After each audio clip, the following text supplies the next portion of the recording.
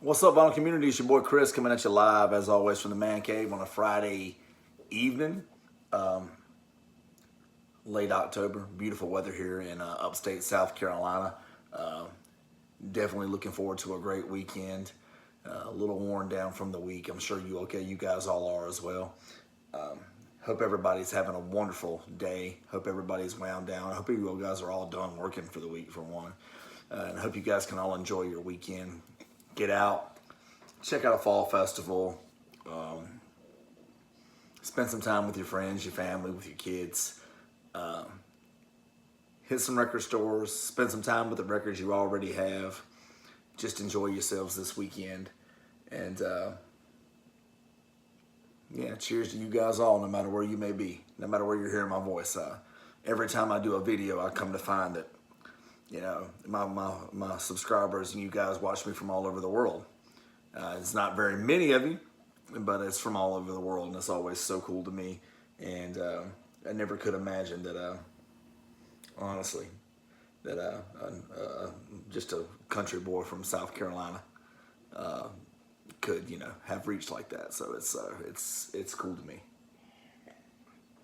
So, all right. Anyway, past the sentimental shit. All right, so today we'd like to do another segment of my Beyond Blue Note series. And for this Beyond Blue Note, what I would like to talk about is McCoy Tyner and McCoy Tyner's work on Impulse. And a lot of you are probably going to watch this video and think to yourself, well, Chris, McCoy's probably best known for his work on Impulse. Well, not necessarily. You'd be surprised. And McCoy should definitely also, obviously, be best associated for his work with John Coltrane, which of course was on the Impulse label.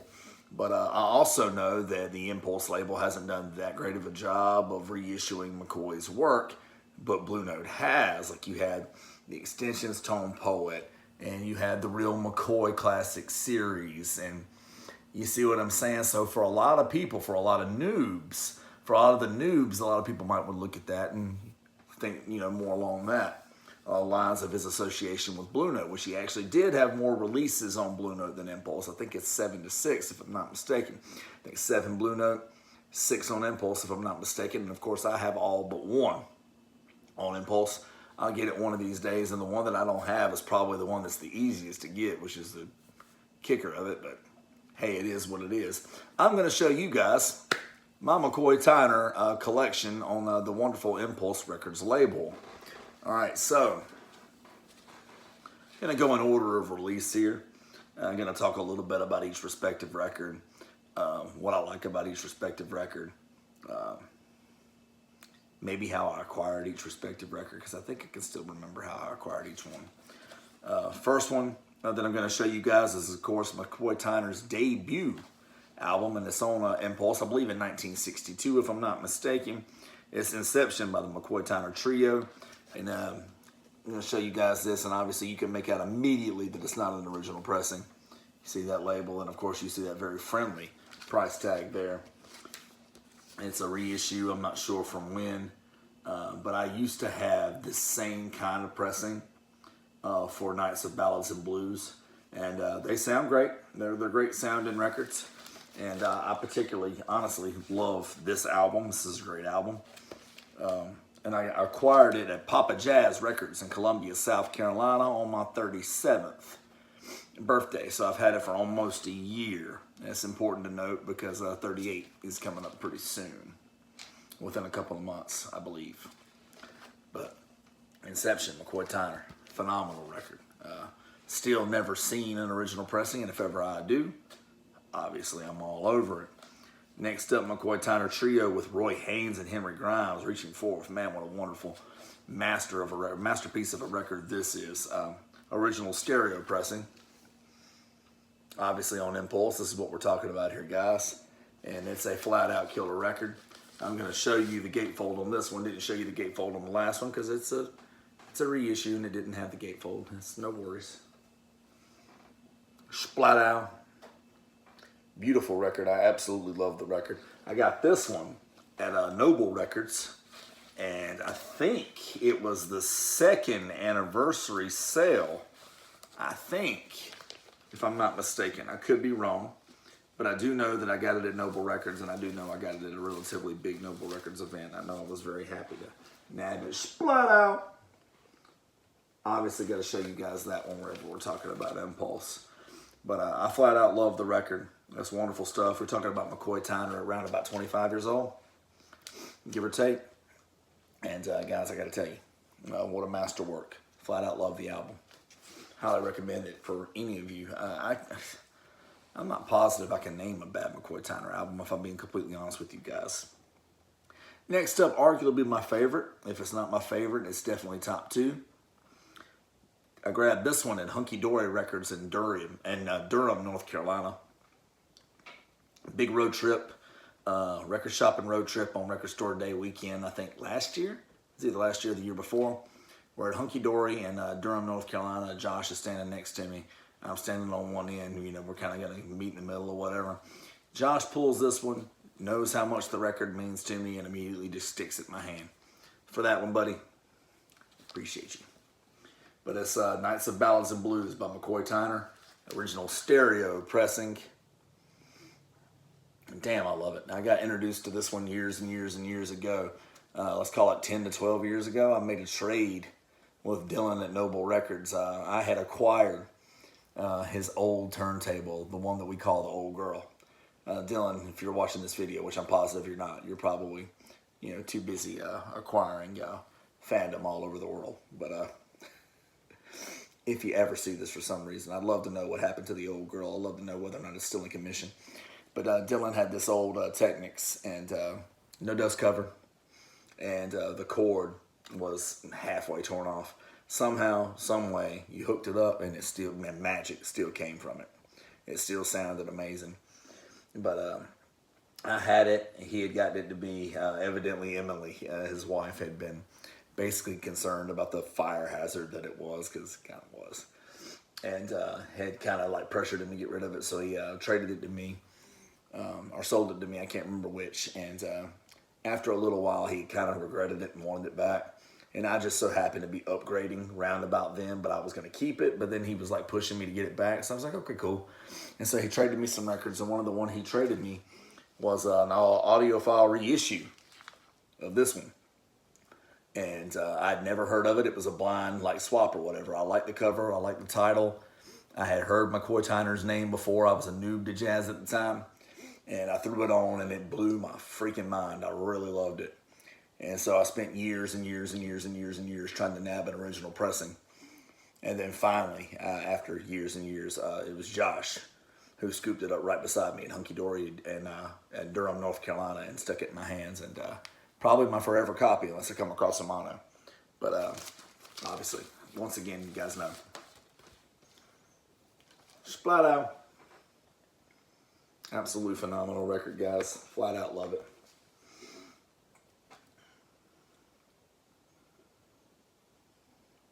Steve Davis, McCoy Tyner, Lex Humphreys, Steve Davis. It's an absolutely phenomenal record, once again. And super stoked to have it in my collection. And again, it's my forever copy in case I ever come across that mono or, I don't know, a minty stereo. This one's in pretty goddamn good shape. Splat out again. Next up, my favorite by McCoy is either the one I just showed you, Nights of Ballads and Blues, or the one I'm getting ready to show you, which is Today and Tomorrow by McCoy Tyner. And this is an original stereo on Impulse as well. And I think the release year on this one's 65, maybe 66, something like that. Flat out fabulous album, and this one's squeaky clean. I got it off Slow Low. Slow Low Records, located outside of Albuquerque, New Mexico. Of course, I didn't get it from there. I've never been to New Mexico. I've never been to Albuquerque. But they used to do the online sales. They do the online sales for a while, like every Thursday on Instagram. And I scooped up so many masterpieces, buying records from them that way. And this is one of the many that I scooped up from them that way, arguably, one of my favorites. But again, Today and Tomorrow, McCoy Tyner, original stereo pressing. Obviously, you guys know I owe you. Scoop up this gatefold for you. Splat out, McCoy Tyner, Butch Warren, Jimmy Garrison, Tootie Heath, Frank Strozier, Jones. It's, man, like I said, masterpiece of an album. Thoroughly enjoy it. And Thad Jones, of course, is on trumpet. I'm sorry if I didn't mention that. Frank Strozer on alto. Flat out, like I said, love the album. Adore it. Spot out. Highly recommended to anybody. My forever copy, again, same scenario as Nights of Ballads and Blues. It's my forever copy unless I just, you know, either A, stumble across what's basically like what would be like a sealed stereo or a mono. Other than that, this one will be with me forever. And I got to tell you guys, what a masterpiece. Next up, and lastly for this video, and it's the last because it's the last of my Impulse collection by McCoy Tyner on Impulse label. And that's one that I just acquired at Ella Guru Records in Atlanta, Georgia, about 2 weeks ago. Either 2 or 3 weeks ago. For those of you guys who watch frequently enough, you might have seen my trip video with Josh. Hit some record stores, checked out Atlanta Braves game, had some great food, yada, yada, yada, scored some phenomenal records. This, of course, being one of my favorite finds of the entire trip, and I got it for dirt, in my opinion. But it's a McCoy Tyner live at Newport featuring Clark Terry, Charlie Mariano, Bob Cranshaw, and Mickey Roker. And it's an original mono pressing. It's the only OG mono that I have by Tyner. So it makes it that much more special. Splat out, of course, with the label. And then, of course, you guys already know what's up. Beautiful gatefold. Love the record. Again, just flat out love the record. The only one that I'm missing by Tyner on Impulse is the Tyner Plays Ellington, I think is the name of it. Either, you know, it's either called Tyner Plays Ellington, McCoy Plays Ellington, McCoy Tyner Plays Ellington. It's something along those lines, but you guys get the gist. I flat out really dig that record as well. Out of all of them, it's probably my least favorite of the group. And you would think it would be the easiest to find, but I've never seen it in person. If I ever do, of course, I'll Tonto jump on it, go ahead and nab myself a copy. I really dig that one as well, in my opinion. I'm not sure Tyner ever made or even played on a bad record. I love his stuff on Impulse. I love his stuff on Milestone. And of course, I love his stuff on Blue Note. One of these days, you guys will get another Beyond Blue Note touching on his Milestone stuff. Because again, I love that equally as much. It's great stuff. McCoy Tyner, of course, you know, one of the many artists that we've lost within the last 2 or 3 years. I want to say we lost him in 2020, I think. You know, when the whole world was going to shit and, you know, everything like that. And, of course, it continues to do so. But anyway, I digress. We're not going to talk about that. We're going to talk about the music. So, yeah, those are my 5 out of 6. And then, of course, I need to upgrade my Inception copy desperately. That one's not going to do. I obviously need to upgrade that one. And then, of course, I need to add the Tyner Plays Ellington. And very, very happy, of course, with my Tyner on Impulse collection. Great stuff, Tyner stuff on Impulse. So if you guys have the means, if you ever see it in the bins, if you ever see it on a holy shit wall or whatever, you got it, ball out, Tonto jump on it. You guys owe it to yourself and to your record collection to grab yourself a copy.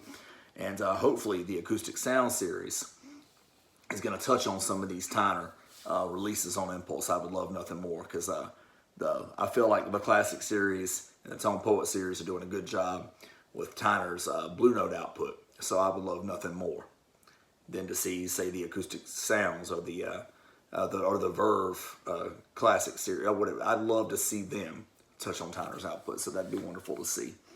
Hope you guys once again are all having a wonderful Friday and have a great weekend. And what's in store for me this weekend? I'm going to take my little girl to a zoo fall festival tomorrow with face painting and costumes, food trucks, and hopefully we have a good time. Sounds like fun, and I'm sure I'll pinch in some photos and some videos somewhere along the line for you guys to see. And like I said, once again, hope you guys are all having a fantastic weekend. And until next time, until next video, keep dropping that, you guys.